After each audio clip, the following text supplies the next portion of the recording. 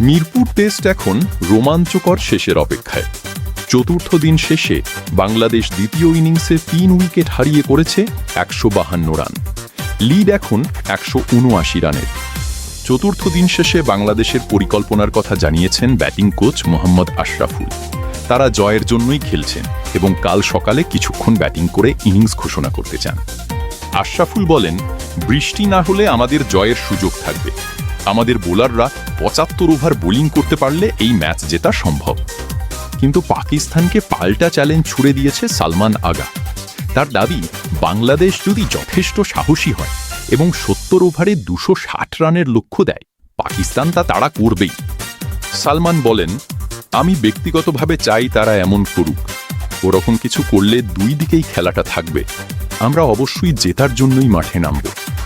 চতুর্থ দিন বাংলাদেশের ব্যাটিং পরিকল্পনায় বড় বাধা ছিল বৃষ্টি। একটা পুরো সেশন ভেসে গেছে। সারা দিনে খেলা হয়েছে কেবল ৪৮.৪ ওভার। প্রথম ইনিংসে ওভার প্রতি ৩.৫-এর বেশি গড়ে রান তোলা বাংলাদেশ দ্বিতীয় ইনিংসে ৩.০১ গড়ে রান তুলছে। কাল সকালে দ্রুত কিছু রান তুলে পাকিস্তানকে ব্যাটিংয়ে পাঠাতে চায় টাইগাররা। উইকেটে যে সাহায্য আছে তাতে কাল সকালে ভালো ব্যাটিং করে ইনিংস ছেড়ে দিলে ম্যাচ জেতা সম্ভব বলেই মনে করেন বাংলাদেশের ব্যাটিং কোচ। শেষ পর্যন্ত মিরপুরের রোমাঞ্চ কার মুখে হাসি ফোটায়? বাংলাদেশের ক্রিকেট সহ সব খবর পেতে আমাদের লাইক করুন এবং শেয়ার করে পাশে থাকুন। ধন্যবাদ।